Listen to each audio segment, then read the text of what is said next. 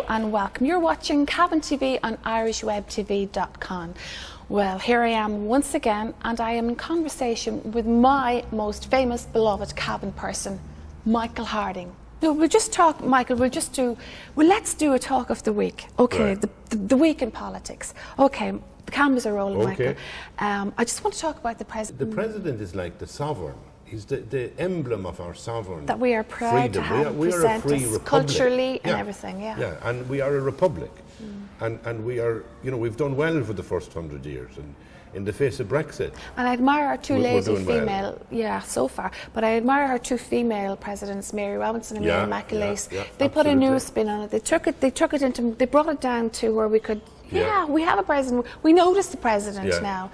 Well, I think the real cry that came out from Mary Robinson was Maná na hÉireann, and I think that she embodied that. She was emblematic of it in her life, and she really brought it to fruition. That unless we have absolutely equality for men and women in everything in our society, we're not a republic. I so think she did that. She did it with great dignity what Mary as well. McAleese did was that she kind of, after that advance of kind of, I said, a president of modernity, Mary McAleese had a great way of going back into the roots. She is a mask na Nina, whether it was reconciling people in East Belfast with people in West Belfast, whether it was going to nursing homes all around the country in little small ways. She had a powerful way, and also by her leadership role in the Christian church, she had a powerful way of reconnecting us with our real roots. Right? Hugely disappointing that she was so badly treated by the church afterwards. More recently. It was disgraceful what they did to her. But I think what we need now is somebody who has the kind of energy of the poet. Michael D, over the past 7 years, has given us this sense of authenticity in ourselves as creative people, as scholars, as poets, as imaginative people. He did bring the idea of an island of saints and scholars. He did. When you heard him speaking. He did, and he brought it to the table in Buckingham Palace or wherever they were having their dinner with the Queen and the Battenborns. He will be a hard act to follow. Modern day thing, it's a bit banal when somebody thinks, I'm a Dragon's Den, I'm a businessman, I can now be president. But it's missing, trade deals to China require ministers for trade who are really sharp businessmen and ministers for trade. It might need a few other big honchos who are multimillionaires to come with it, right? But that wouldn't be the role of a president. I mean, it's a complete misunderstanding. The role of the president is to give it that neutral dignity that we are a nation, and I am emblematic of my nation. Now, I live in a nation that's a republic, that recognizes women's equality, but is also a nation of kind of scholarly creativity, artistic creativity, and spiritual creativity. A businessman wouldn't represent that. It'd be the opposite of it. Exactly. Now we're going to keep talking on things cultural at the moment. I'm sure you watch the news like I do, Michael, and you see all these things about the housing crisis. How did we get to the housing crisis? We see now where we have, and we've got a group in Cavan, people who want to stand up to take the city back, take Dublin back. People are protesting. People are wanting to do something on a social level about it. I don't think our politicians are. I don't think our government is doing enough about it. I don't think they are. I don't think they realise it's as bad as it is. I follow Peter McVerry for years, and he must be blue in the face trying to argue to get stuff for people. I remember about 3 or 4 years ago hearing him talking about how the amount of money that was put into some kind of traffic light system for the road that comes down from Belfast and then goes to Cork, and they had to do some work on the M50. And he said the amount of money, the amount of tens of millions they spent on it would have solved the housing crisis overnight. This was just doing a roadway. So people like him who've given their life to that, they must be really frustrated. Now, it's very easy to say, well, yes, the politicians are not doing enough, so therefore we should get out on the streets and, make a little noise. I'd prefer if people went into politics I'd prefer if the people on the and street have a proper platform to do your street stuff. Yeah. Do your street stuff. But can you see what's happening? Organise yourselves. Look at the way, for example, Sinn Féin, and not being party political, but Sinn Féin gathered itself out of chaos and violence and sectarianism and war and created a cohesive political party that is effective both in the north and the south. Which was the right That's way to brilliant. go about it. Yeah, Absolutely. and I just seriously admire Sinn Féin in many, many ways.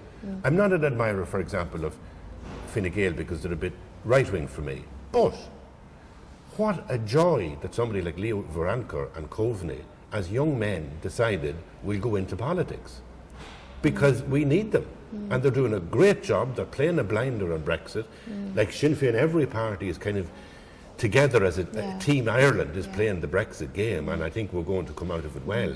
But I mean, you wouldn't have that if these young fellas hadn't decided to go into politics when they were in UCD or wherever, when they were in their 20s. But so I want get into politics, folks. Okay. Yeah. Join your local party. But to get back to to kind of like the social thing that's happening. Now, we've got where rent has got so high. There is why rent is high is because housing has not been built. There's not either private nor public housing been built. Yeah. So rent is going up to a premium. So people are not able to pay. They're putting more resources on St Vincent de Paul, putting them into hubs and things like that. Yeah. Now people are getting angry when they're seeing this is what's going to happen.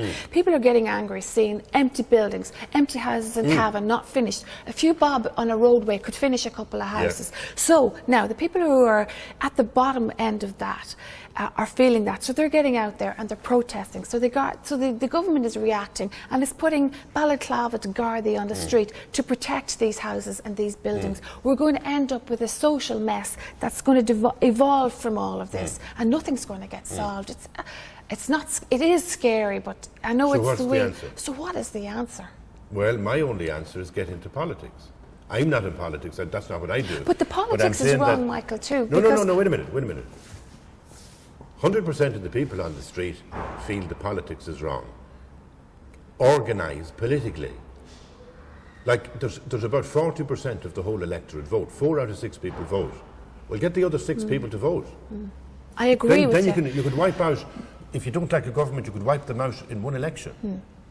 Why doesn't that happen? Yeah, I agree with you. So that's where the work is really going to happen. Yeah, but to Michael, change. To get back to the politics where things are going wrong. Why are things going wrong in the housing thing?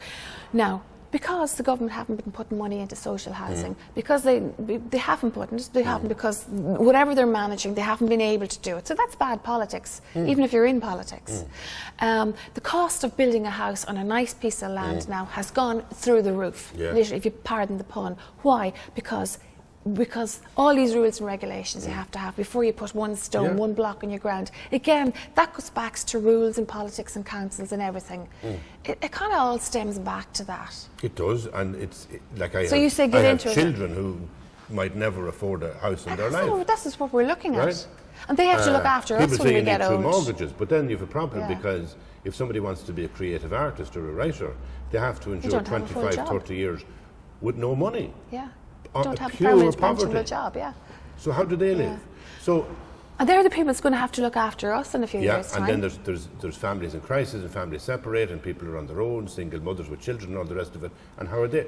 I know, but I can't do it. Maybe I should. I'm ashamed that I'm not political. But I know that the answer, if you want to change the system, is, get into it. Go to a radical party, find, a party that suits you, whether it be... Yeah, I think if you have your heart in something and you fight for it, you don't have to have a political party, just a spirit and to fight for it, and that's good. And it's a pity that we have to fight for a basic right, as you say, of our children having to be able to buy a house. The thing is, you go to school... Political parties give you strength. Yeah, they do. But when you get in there, you can be clouded over by them too, and you have to go by the motto. You have to go by their rules and regulations. But the natural law thing is we have our children, we send them to school, they go to university, they get a degree, then they should be out on their own, they get the job and they buy their house. And they live happily ever after. But it's not happening at the moment. No, it's not. No. I have a daughter and she was at the agricultural show, the ploughing championships. Yeah. Good girl. Selling chips. Selling chips. Yeah. 5 years in university. right? That's everybody. That's every parent's experience. If you can afford the money at maybe 12,000 a year to put a child through college and they come out of it with a beautiful degree, what do they do then? What do they do There's no then? jobs. Exactly. And I know. even sadder than Nowhere that, to stay. I know somebody who had to tell his daughter, who got her points to get into university, I'm sorry, but you can't go this year. Yeah. It's just not possible now. Isn't that sad? Yeah. Yeah. Well, I think if you list all the parties from, conservative parties like Fine Gael and Fianna Fáil to middle of the road parties like maybe Labour, I don't know where you'd put Sinn Féin, and then you got People Before Profit, and you got loads of other random little groups. If you organise, the history of democracies in Europe show that if you engage with the political system, if you get people out to vote, as they did to get Barack Obama elected in America, look what happened when they didn't get out to vote. Look what happens when the Democrats in America get lazy, tight-arsed, and only bother about the liberal people in the universities. You get Trump, right? How are you going to solve Trump? Is by political parties rolling up their sleeves and getting down with people and organising them to vote, and to vote for interesting, radical social justice policies. That's how it works, and it's a good system. Yeah. One random question, totally out of all of this. I think the British public are very sorry that they voted against the EU. Do you think, have they come to their senses? Well, you mean the English? The English public, the English electorate, the English. Scotland voted to stay in Europe. Northern Ireland voted to stay in Europe. The English. Those two places are being tyrannised by the majority vote in England. And yes, they seem to have no clue about Irish history or Scottish history. They don't teach it in their schools. It has led to a level of ignorance that comes out in the manifestation of people like Boris Johnson, and Holy Mother of Jesus, they're going to go over the cliff from their ignorance. Yeah. Okay, well, thank you, Michael Harding. Once again, it's been absolutely fantastic, spiritual, and wonderful talking to you again. Thank you so much, Michael Harding, for joining us on Irish Web TV. Thank you. Thank you, Áine.